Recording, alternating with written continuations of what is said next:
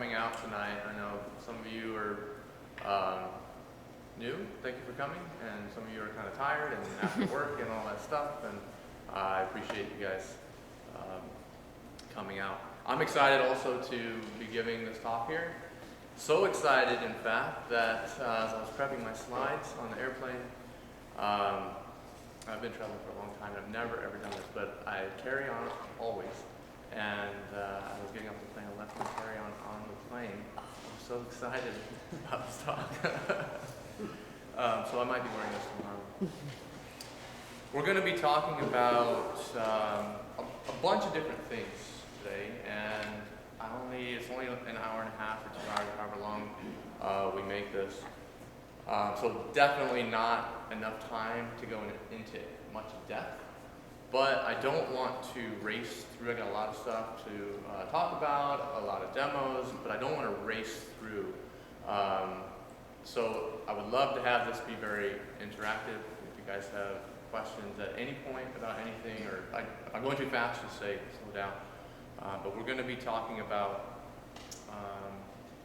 microservices a little bit. I assume everyone's who's in front of a computer has heard of microservices. We'll be talking about integration and how that plays in, how we've looked at integration differently over the last sets of decades, and how integration may or may not still fit in with some of these newer architectures that are being discussed. We'll talk about Linux containers, Docker, and how that plays in the microservices world with integration, and hopefully I'll show you some nice demos of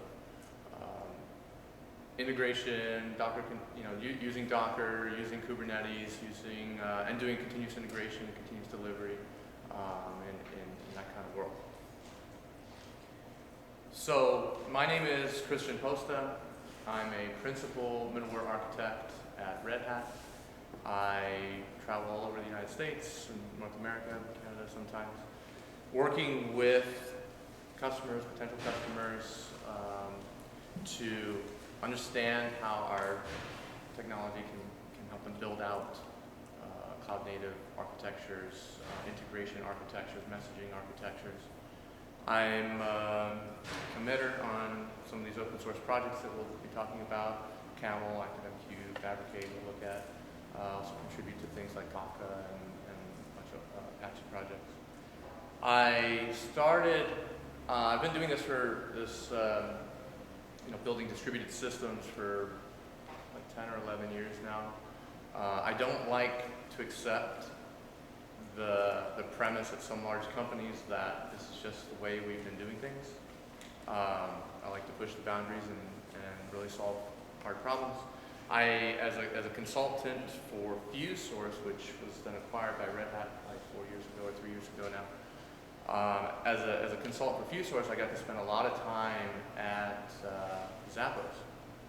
And Zappos, as soon as I was so excited to start working with them because they were using some of this technology, and they wanted deeper expertise and so on. So I was really excited. Zappos, people have heard of Zappos, the shoe company, kind of quirky, but they're also owned by Amazon.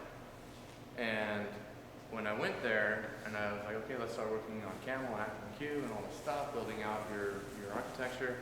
2 days into my work there, they announced that I don't want to say throwing this stuff away, we're taking all this stuff and moving it into Amazon's cloud, not AWS, into Amazon's e-commerce platform, the way that Amazon builds and runs their technology. At first I was kind of bummed. I was like, oh, well, I really like this integration stuff. But then when we started working on the Amazon systems and moving things to Amazon, looking at integration between the two businesses, looking at how Amazon does things, we worked very closely to get a good understanding of what, back then it was still called SOA. It was the, Amazon was heralded as this is how you do SOA. But when I started working there and, getting to understand how they do things and why they do things and the way they're structured and their tooling and all this stuff, I was like, okay, this is how you do SOA. This is I was bewildered. I was like, this kind of looks like crap. This can't be real. Looking back on it now, all the things that I've learned since then, I realized it was pretty amazing. But we'll talk a little bit about what they do and how they do things, and what we're calling microservices now has its roots really in scaling out distributed systems. It's not, I mean, there's buzzwords for everything, but it's really at its heart about distributed systems. Oh, and I'm writing a book, Microservices for Java Developers, that should be released in June, I think, June. But so Red Hat is an awesome company, open source, 100% open source company. It's very hard to make money on free software, but I think we just announced this last Q4 we hit $2 billion annual revenue for free software company. So we don't obviously sell the software, we don't sell licenses for any of our software. It's more of a, if you want to use open source software and you need someone to stand behind it, big banks and health companies are not going to put billion-dollar revenue systems on top of something supported by a community. So Red Hat steps in, provides training, provides support, provides long-term life cycles for products. So, for example, you might be using, I'll talk about Apache Camel, I guess. You might use Apache Camel from the community and say, well, why would I need support? I don't need support, it works great. And then you realize that a couple releases later that you found one little bug and one little component that is a little more obscure in the community, and you could go back into the open source community and find that source code, make sure it matches up to exactly what you're running in production, try to find the patch and apply it. You definitely can. It's not magic, but it's a lot of work. I mean, you have to hire people to keep up on that stuff. And so Red Hat basically does that curation. We have all the branches, all the product branches for RHEL and for Camel and for all of the pieces of software that we support, and now Docker and Kubernetes and all that. So we provide that level of comfort to the enterprise, even though the developer might think, well, Camel's amazing, why would I get support for that? Any questions about that kind of stuff? All right, then let's get right into, let me get a timer up here. I don't see a timer so that I don't go too far over. Sorry, one second.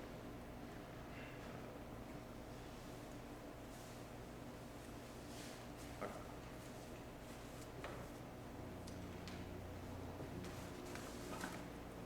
Phone's about to die. Sorry about that.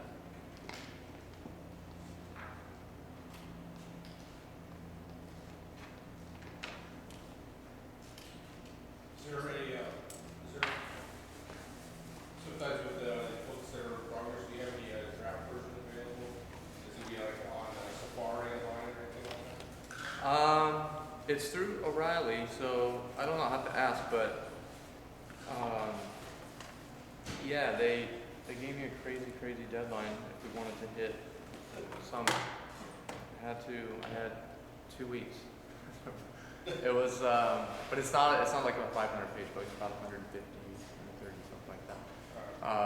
But yeah, I do have rough drafts, and I can send them out if you either find me on Twitter or send an email, and I can send it to you and give feedback to you. I can incorporate that. Okay, let's talk about the thing that everybody's talking about right now. That doesn't really have, I mean, everyone has a different definition for what microservices is. And so I'm going to have one too. So mine comes from what I observed and worked at Amazon, and how different enterprises start to look at microservices and that chasm at times between those different thoughts or different ways of looking at it. So we can't start talking about microservices or DevOps or cloud native, whatever, without the obligatory introduction to the motivation for wanting to use those different approaches. And the fact is, the business doesn't really care what you call it or what type of technology you're using. They're getting squeezed left and right. The markets are changing.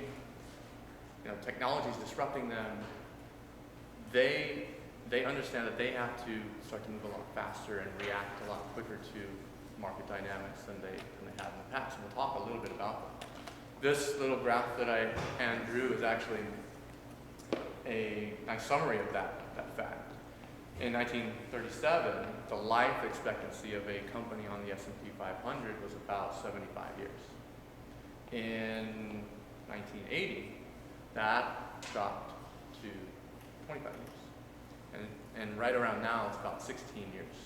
So you look at companies like Blockbuster, like Kodak, like Borders, these are big companies that they're feeling the pressure, and a lot of companies that you work for are probably feeling that pressure as well.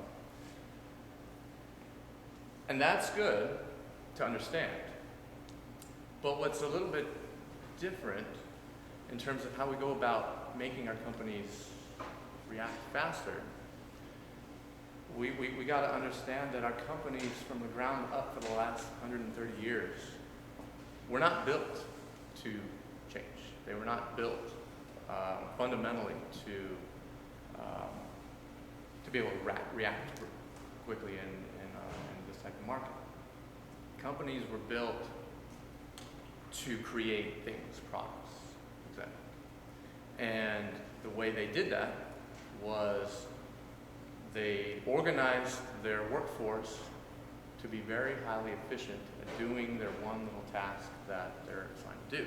Managers would figure out, this is the industrial revolutionary theories from Frederick Winslow Taylor. Hey, the managers will measure and try to decide what's the most optimal way of doing things. We'll set a nice process around them. Each step will be highly tuned, and we'll continue to tune it and be extremely efficient about it. And at the end, we'll have something. We'll mass, and this was organized for mass production of products, cars, and microwaves, and phones, and whatever. But our markets are becoming saturated with this stuff. I have a cell phone. I have a microwave. I don't need 10 more. So the way companies are starting to differentiate themselves and provide value to their customers is not through products anymore per se, but it's through service, customer experience. You look at the companies that are crazy valuations, Uber, Airbnb, Alibaba, all these companies, crazy valuations, crazy value, but Uber doesn't own any cars, Airbnb doesn't own any hotels, Alibaba doesn't own any inventory. They're providing this through service. So if you start to look at the way our companies are structured, and if you just focus on the IT department for technology discussion, you start to look at that same mentality is applied to IT. The developers, you are the developers, we'll tell you what to do, what to write, and you just do it. You push this button however many hundred times you need, and you are the DBA, so you kick the database whenever the database is acting up. And that removes us, developers, DBAs, security, QA, whatever, from the real purpose of the business. What value are they providing to customers? And when these little components of groups of people have to interact with each other, they have this very rigid, defined process. Here, you file a ticket, and you can't call each other directly. You have to go through your managers and all this crazy synchronization that has to happen in an organization. Organizations were built like machines. They were built to do something really, really well. They weren't built to be able to change on the fly.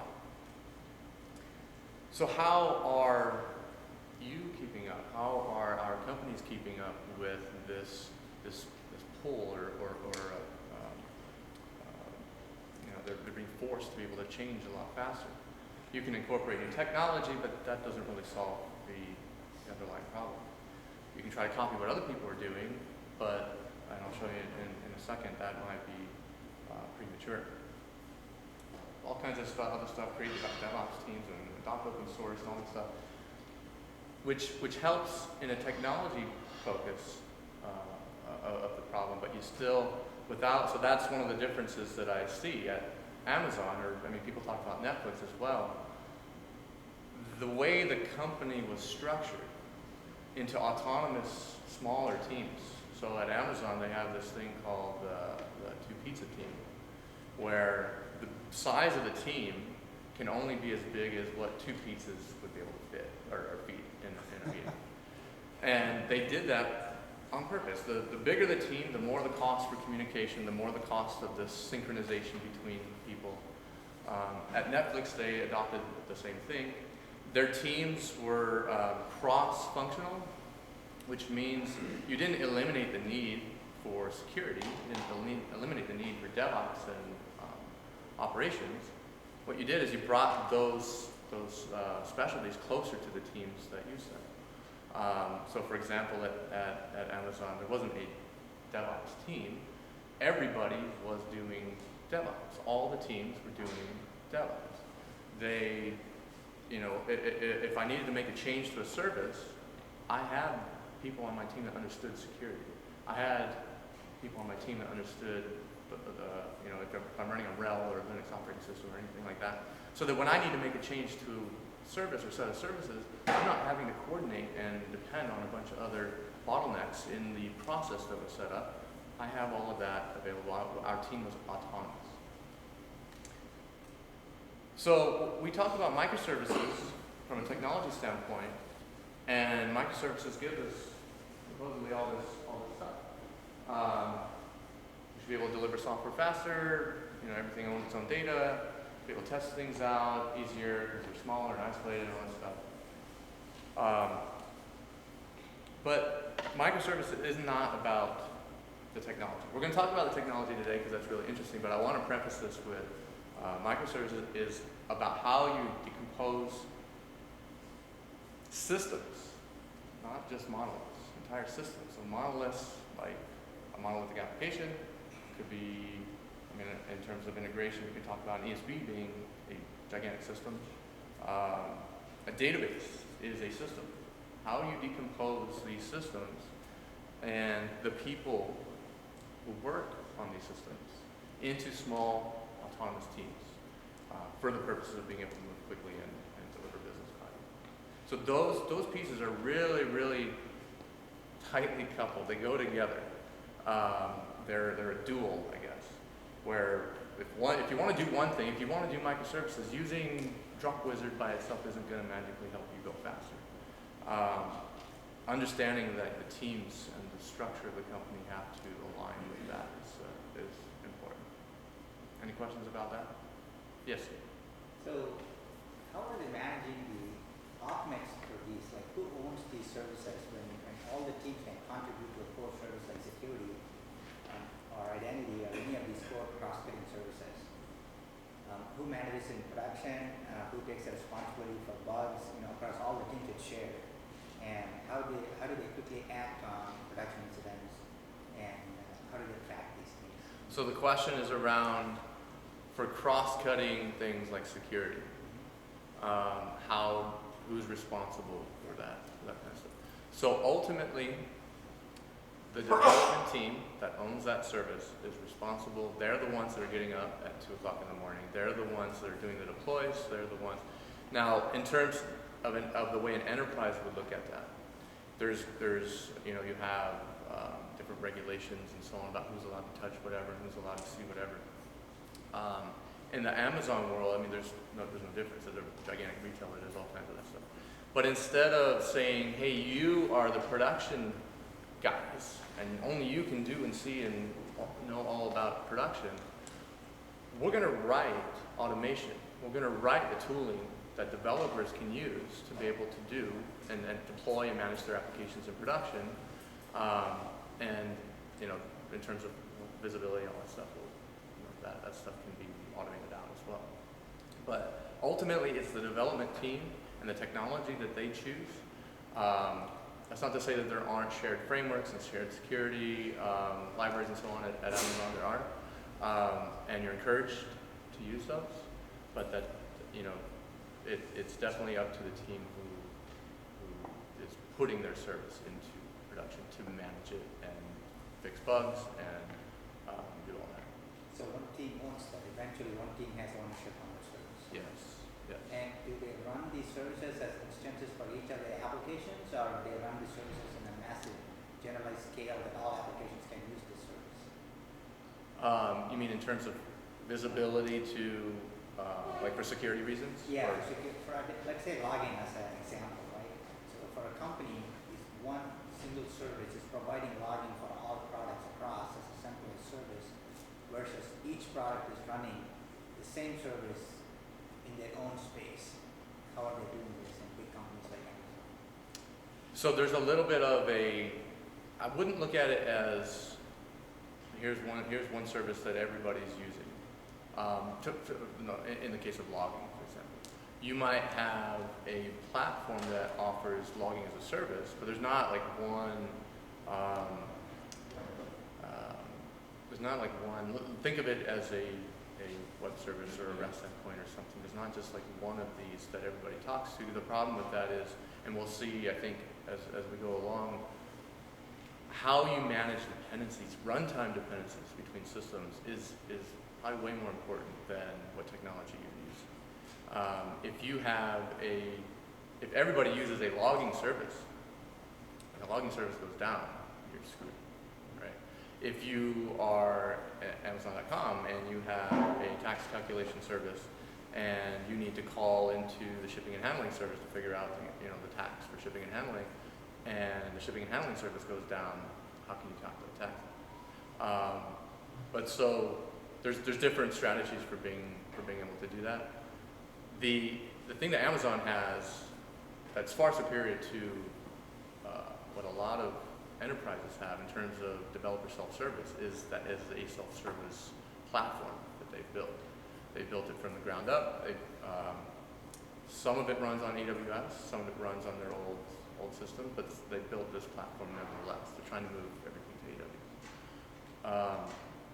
But so the platform provides a ubiquitous logging service or metrics collection service or something similar to that, which is multi-tenant and cloud scale, web scale, and all that stuff. So when I was referencing a logging service like you would think of a traditional REST endpoint, it's not like that. Does that make sense? Kind of. Maybe I'll ask after. Okay. So another thing that I like to point out is that not every, and people know this, right? Not every problem is a nail that needs a hammer. You use the right solutions for the problems that you see. Not everything is going to be microserviced, I guess. You're not going to turn everything into microservices.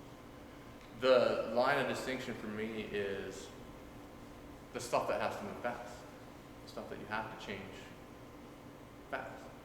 You're not going to be changing the stuff on your mainframe fast. The line then is the systems of engagement, which are the systems that customers see and use and touch and feel. Those things have to be able to adapt and react quickly. The back-end systems, those may not have to adapt as quickly, but as that line starts to get blurred between the two, because how are you really doing a lot of the front-end stuff without the back-end stuff?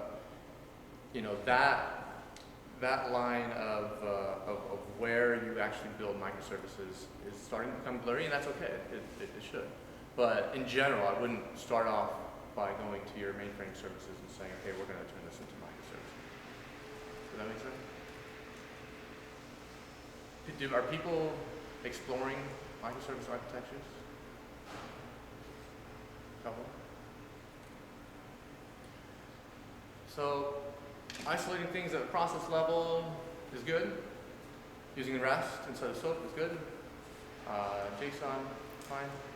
Docker, Spring Boot, Route Wizard, these are all good things. But just because you're doing these things doesn't mean you're doing microservices. I think that's part of the context that I want to build. Although we're going to continue to talk about technology, like I said, the prerequisites of the way teams are formed and the way they interact with each other, those are equally important as to compared to the technology that we use. Adrian Cockcroft, who's the chief architect, or was the chief architect at Netflix, he said that people try to copy Netflix, but they can only copy this process, that Netflix, this evolution of what Netflix is going through. If you look at Netflix's system architecture, which maps to the way their teams are architected, it looks like the spaghetti star with the star. And it's constantly changing. I think they've asked him, what does the Netflix architecture look like? And he's like, I don't know. It's a complex adaptive system that's constantly evolving, and they don't try or care to build that kind of structure around. So all of this stuff aside, what we're really talking about is building distributed systems. Whether you call it SLA or microservices, put the hype aside. And what we're building is we're not building mainframe applications. Oh, I just said that. We're not building mainframes anymore. We're not building one single monolithic thing that everything depends on. If we did, I mean, if things failed on a mainframe, you know exactly where to look. It's just one thing. It's just right there. In a distributed environment, it's not the case. Things can fail for a lot more reasons, and they do fail. As we start to break things down, as we go away from the mainframe mentality and start to break things down into smaller pieces, whether it's client-server, SLA, microservice, whatever, we still have to take into account that all these things are going over a network. All these things are going over commodity at times. I mean, if we talk about cloud computing, commodity hardware.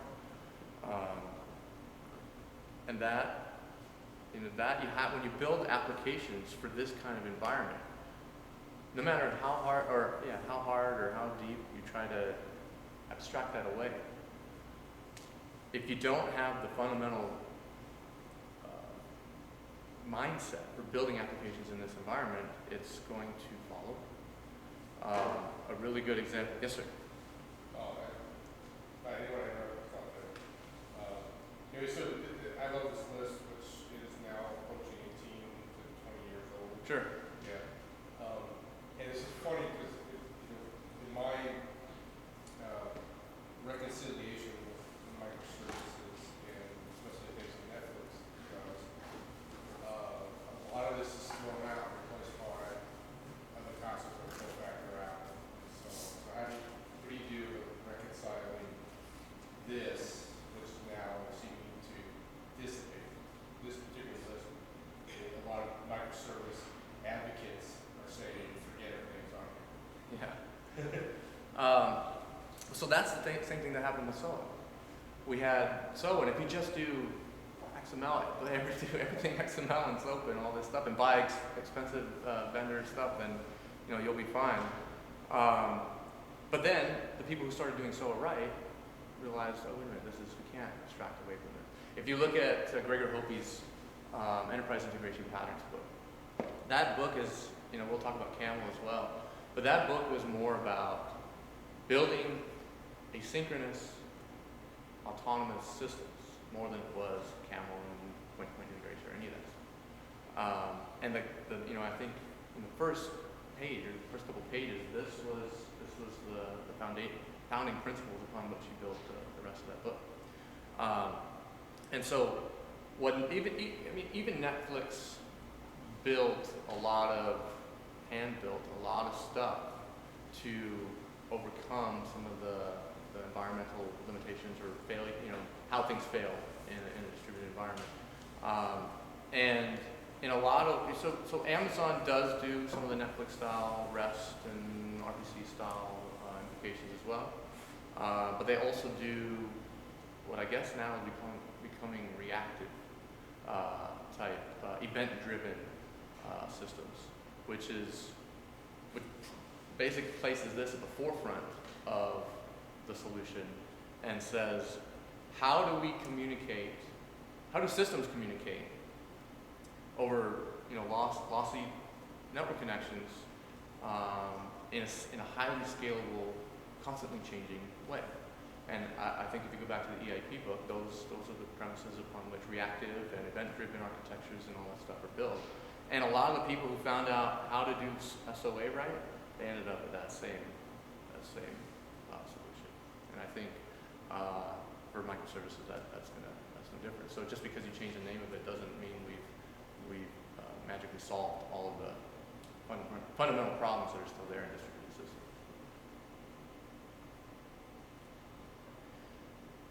So if we're talking about breaking things up into smaller pieces, and we accept that the network is unreliable and slow, do we need integration? Who thinks we need integration in this environment? A couple people. All right. Well, I hope to convince you. Even in a event-driven, reactive environment where you're not making synchronous calls, instead you're interacting with systems the way we humans interact with each other, with our environment, the way ants interact, the way birds interact, the way complex systems interact is through events and messages. But even in those environments, you still need integration. I'll explain. If you start to break things down into smaller pieces, so like I said, there's just one gigantic thing. There's no integration. It's just one gigantic thing.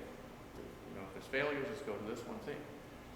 If you start to break things out into smaller pieces that need to talk to each other, that by definition is integration. They need to be able to integrate with each other.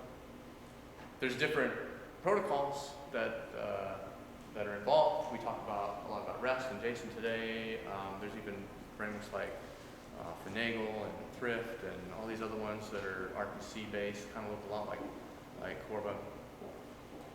Then there's a lot of legacy, or not legacy, I would say different vintages of software that exist in enterprises today that any of these new microservice style, system of engagement style apps will need to talk with. And those could be JMS, those could be SOAP, those could be mainframe file-based connections. You may need to talk with business partners. So however you visualize your distributed systems, there's going to be lots and lots and lots of integration between those pieces. Yeah. If I could add to that, is business drivers, and you can hear a resident of the big business drivers is acquisition.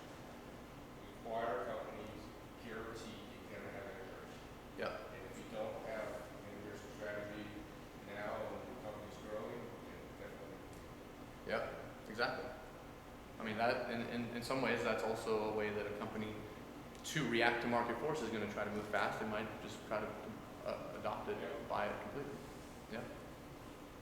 But then they have to fold that in and get value out of that.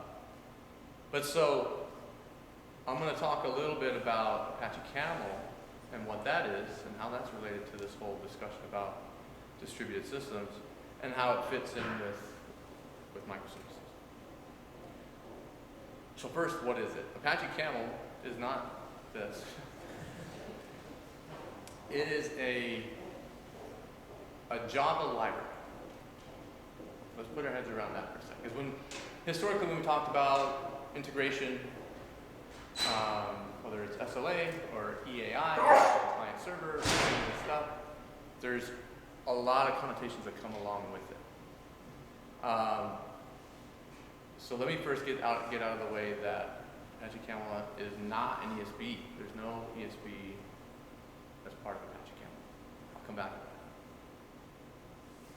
It's a small Java library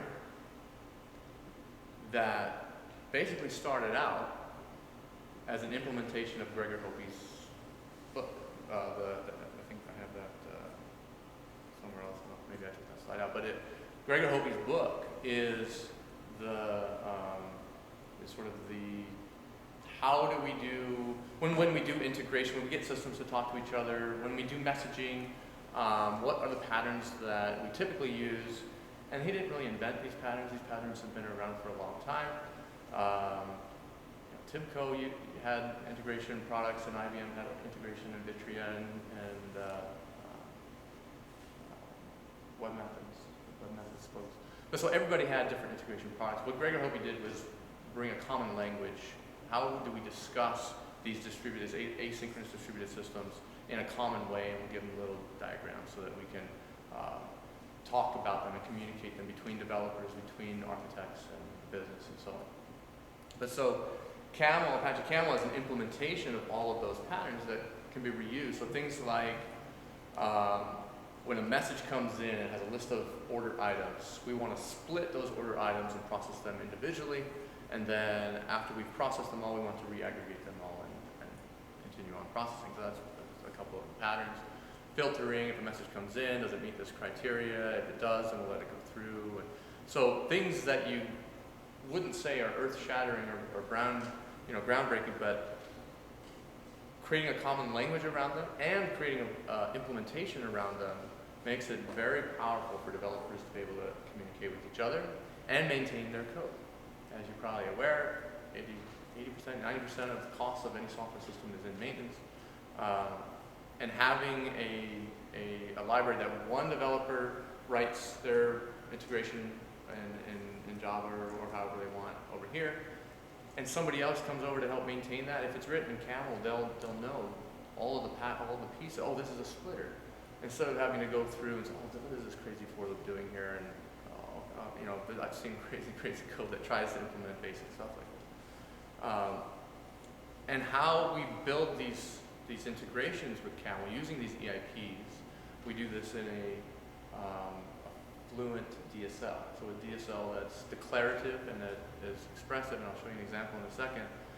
We don't say, here, grab this JMS template and let's iterate over this result over here, and maybe we'll call this web service, so now we need to use various web service libraries and so on.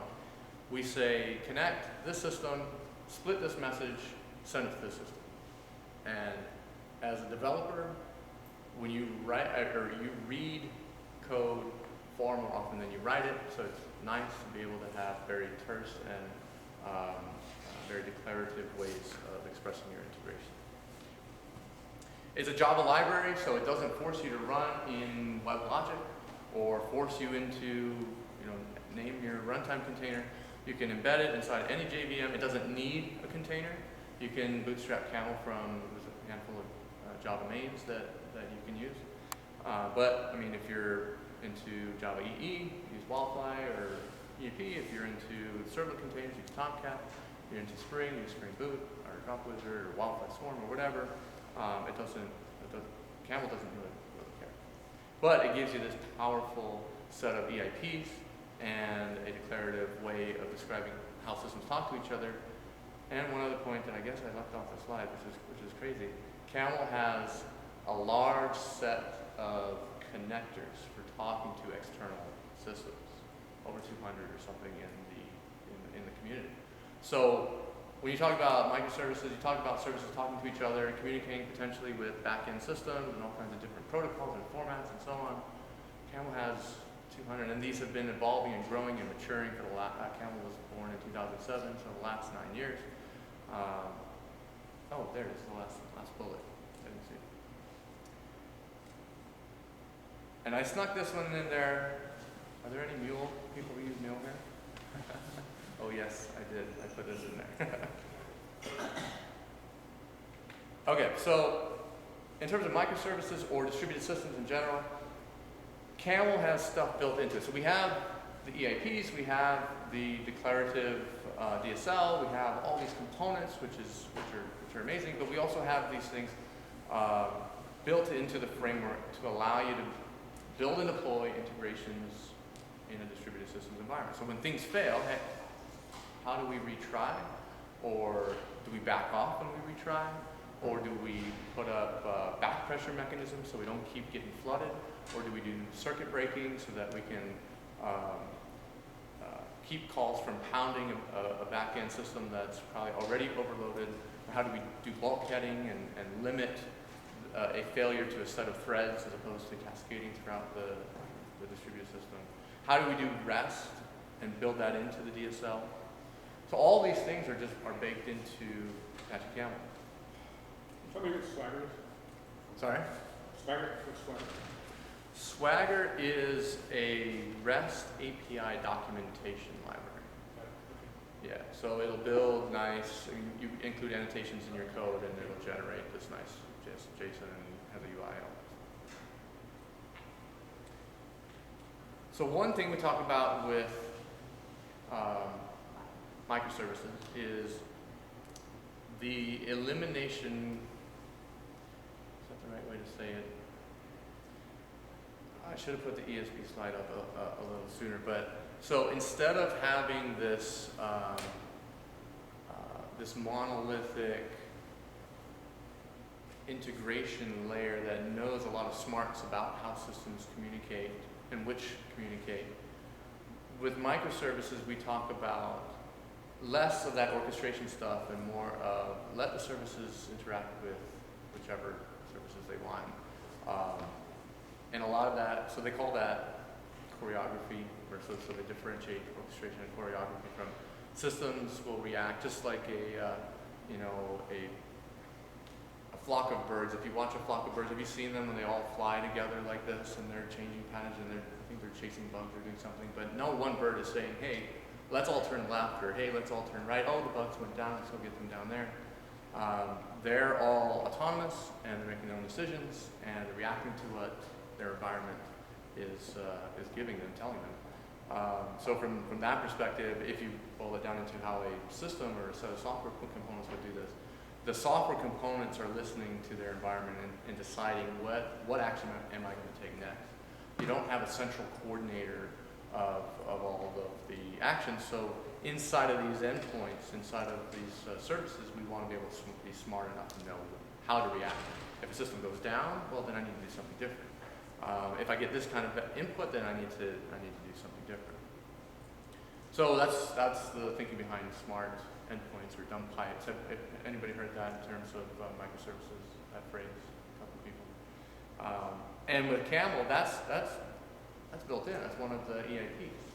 So how do you make decisions, and how do you continue to make decisions? If you need very complex decisions, you can plug a rule engine into that. But dynamic routing is a fundamental part of Camel.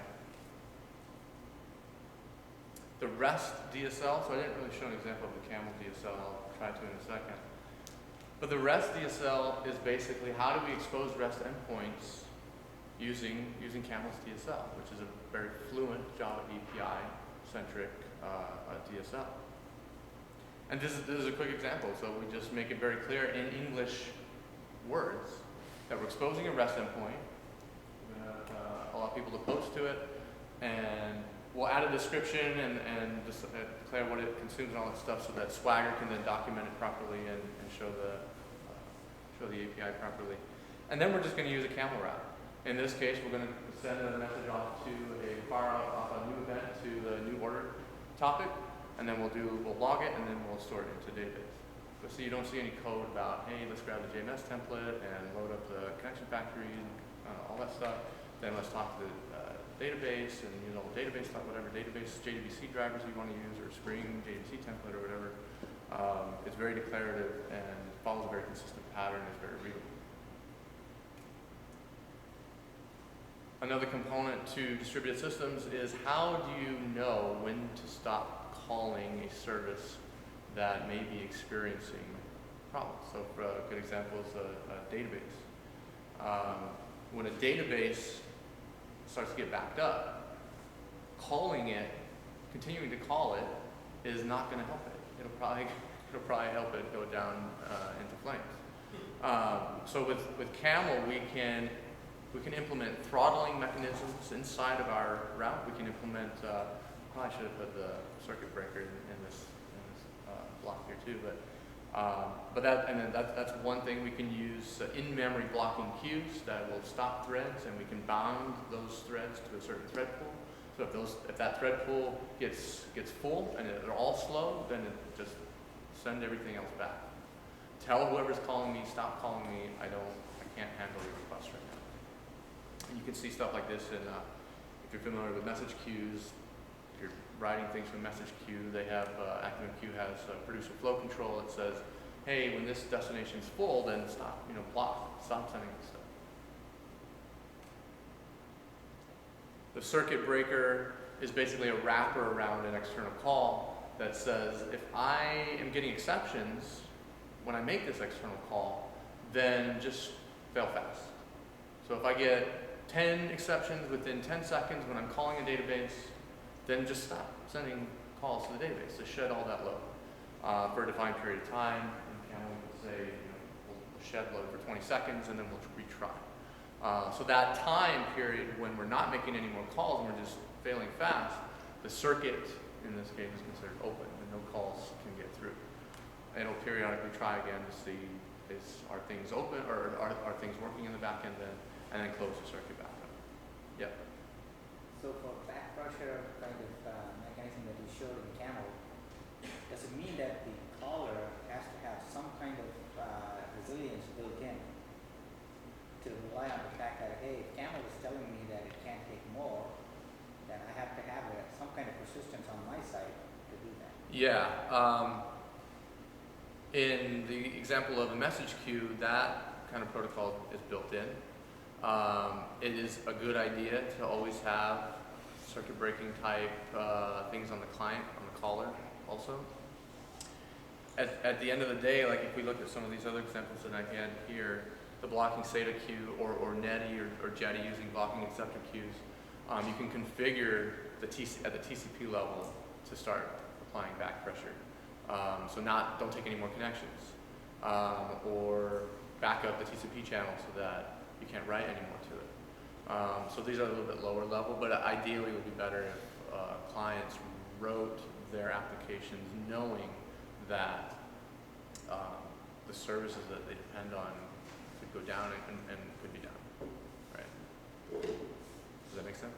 It makes sense, but it means that they are incurring the cost and performance to persist somewhere only in the event of failure, okay? All right. If it's not, probably they can go directly. I mean, usually you would just keep track of that stuff in memory. You could incur costs in terms of, like if you're using a thread pool to manage, to keep. So for example, if you start getting failed calls to a database, it's quite possible that all the threads that come into the application server or to Tomcat or wherever could get exhausted by trying to call that back in database. But you can say, here, just use only these 5 threads. And there's probably some cost in the context switching of the threads and the management of the TCP connections and all that. Netflix actually did a benchmark on that. So with Netflix Hystrix, you can do thread pool based bulkheading is what they call it, or semaphore based bulkheading. So you just have a little counter in memory that knows how many threads are allowed to come in. They found that the overhead of the context switching of the threads was pretty negligible. I mean, they showed it all the way down to the millisecond of how much overhead that was costing them. And they have obviously a big distributed system, and they wanted to know in aggregate, is that going to be a big objection for them? And they found that it wasn't. But that doesn't mean anything, honestly. In your environments, it means way more if you benchmark it yourself and show that sort of overhead.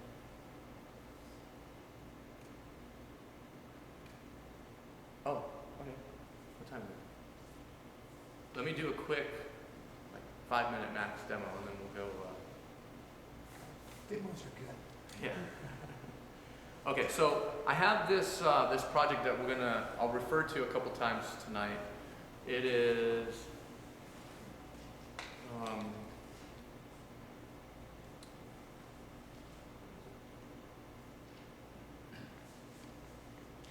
it's this fictitious, I think it's a motorcycle parts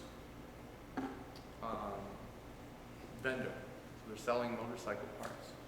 And this example, we've used this, and I mean, if you've seen the Camel book or you've seen any webinars, we've been using this example to death.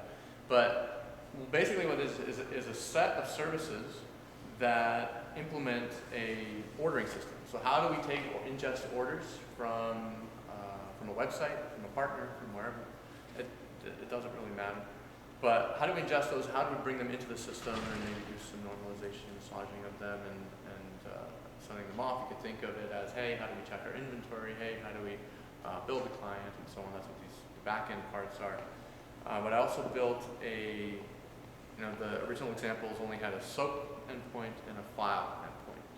And if you put a file into the file system, it would consume it and put it into a message queue and do some stuff. But I built a REST endpoint that does something similar to that. So if we look at the source code, how does that show up?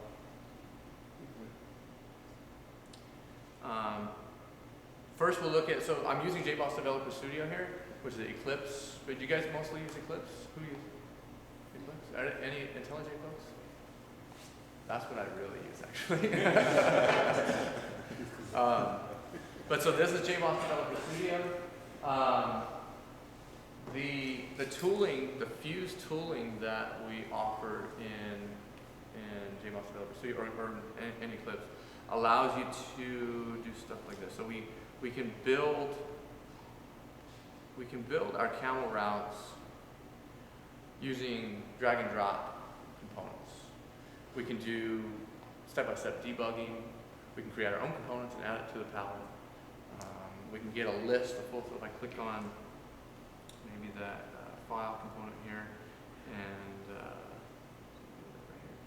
I can, this might be the older version. No, here it is. I can see all of the properties, so in Camel, a component is a generic thing, like a file component. How do we talk to the file system?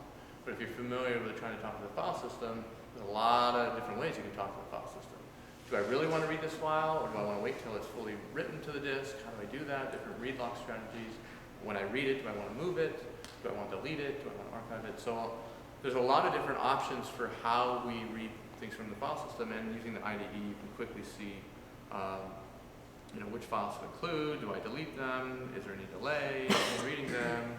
And so on and so forth. So you get a lot more context when you're building up your camel routes. If you want to go right to the documentation from here, instead of one thing I hate in general is when I'm doing something in the middle of something, making a lot of progress, and then how do I? Now you go to Google.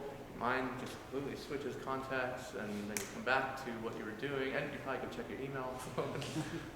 But here, the documentation is built right into the tooling. But so if we look at the rest, so another thing to point out is the Camel DSL is, you can write these camel routes in XML, in Spring XML. So here's a quick example. We're just reading messages from the file system and putting them onto a message queue. Simple as that. And it's written in Spring XML.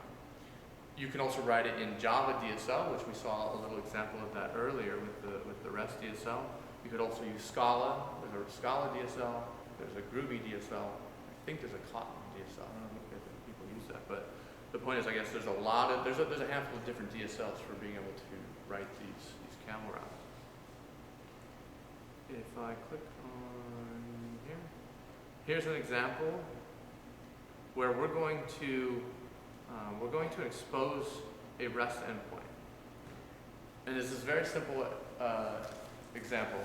We're going to expose a REST endpoint, but you could think of this as wrapping maybe you have a back-end legacy system that you want to integrate with, you want to expose it or put an API around it. You could very quickly do that with Camel with the REST DSL and the rest of the EIPs and connectors that Camel has out of the box. But in this case, we're not doing it too much. We're just exposing a REST endpoint at /demo that consumes and produces JSON.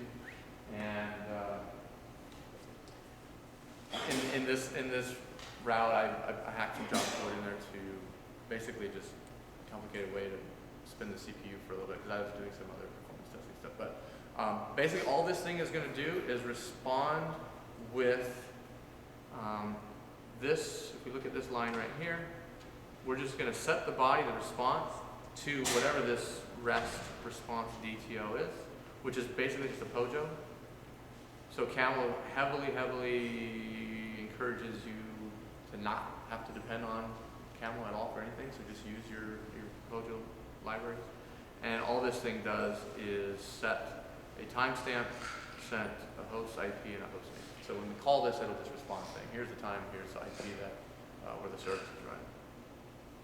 Now this is just a regular Maven project. Like I said, Camel is just a Java library, so you can run it in Maven, you can run it in Gradle, you can run it in Ivy, and do whatever you want.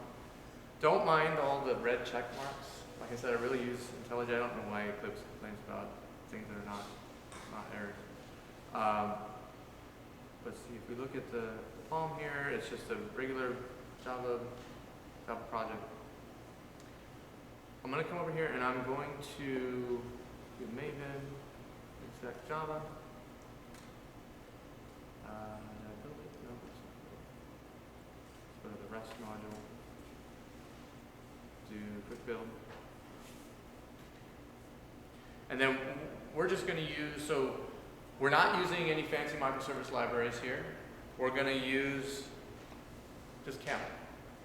No Java EE, no, we are going to use Spring, but we're not going to use Spring Boot. We're not going to use Drop Wizard, we're not going to use Wildlife Swarm, we're not going to use any of that stuff. We're just going to use Camel by itself.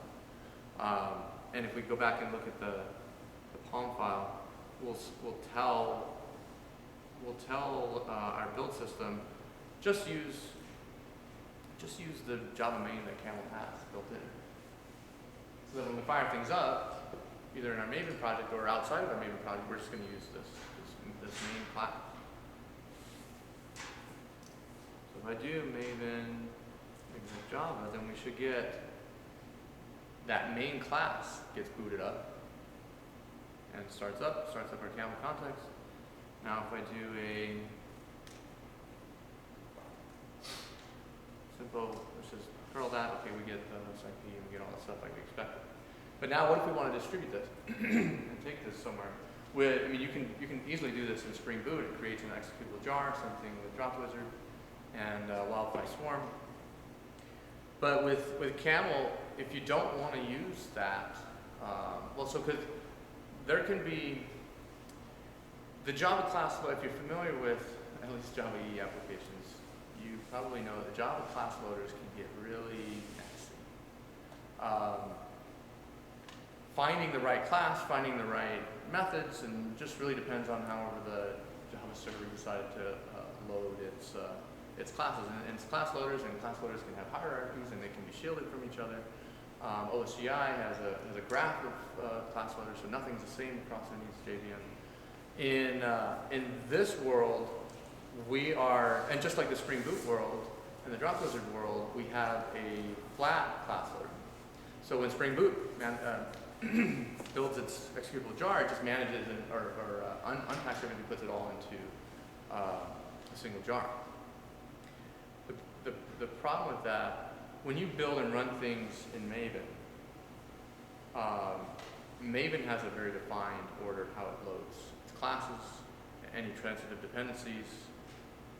If you run it and it builds and it works in Maven, you kind of want it to do the same thing when you run it outside of Maven. And Spring Boot, Drop Wizard are really good if you don't have those dependency collisions. But as you start to build out more complex applications, then potential for running into that. And with Apache Camel, with all the 200 different components, and you can mix and match and choose them however you want, those dependencies could potentially collide. I'm not saying don't use one framework or the other, use whichever one you want. But in this example that we're using here, and then I'll later show you how we run this on OpenShift, we're just keeping a very simple flat class loader. But the mechanism that we're going to use to bootstrap and run it actually keeps the dependencies as jars. It doesn't explode them and manage them all together. Keeps them as jars, and it loads them in the exact same order that Maven does. So you get that consistency between when you're running it locally on your laptop and when you're running it somewhere else. And then so to do that, if we do Maven, we're going to enable a Maven profile here. That's what happens if we do that. That's the last part of the demo. I know I said 5 minutes.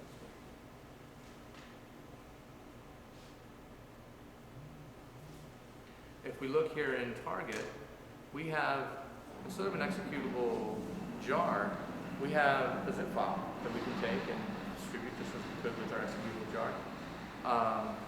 We go to target.